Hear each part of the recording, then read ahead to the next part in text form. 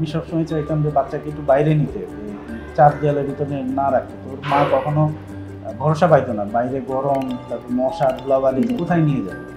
তখন আমি ফেসবুকে দেখেছি বাবুল্যান্ডের কথা, এখানে বাচ্চাদের খুব চমৎকার পরিবেশ হয়েছে। আমি একদিন ওনাকে বললাম যে চলো বাচ্চাকে একদিন খেলার জন্য হইলেও ঘুরে নিয়ে এসে।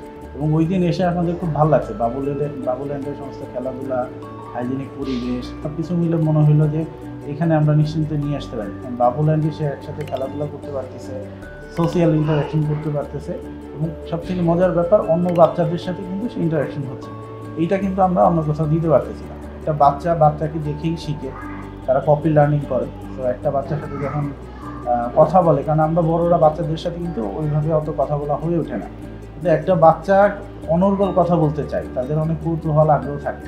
সেটা বাবুল্যান্ডে যখন অন্য বাচ্চাদের সাথে সংস্পর্শে আসছে, তখন কিন্তু তার ভালো লাগছে তাদের ফ্রেন্ডকে এবং তাদের সাথে একসাথে খেলাধুলা করে।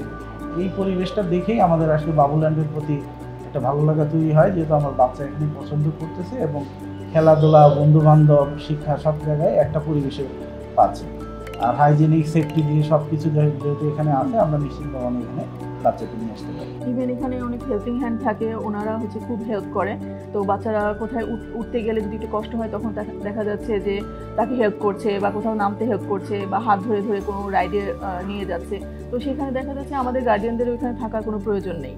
তো এখানে খুব সেফটি থাকে, প্লাস ক্লিন তো অবশ্যই ক্লিন দেখি, তো আসলে এখানে আসার ইচ্ছাটা আমাদের জাগে আরও। আর সবচেয়ে বড় কথা, ওরা সেফ থাকে, ব্যথা পাওয়ার কোনো চান্সেস নাই।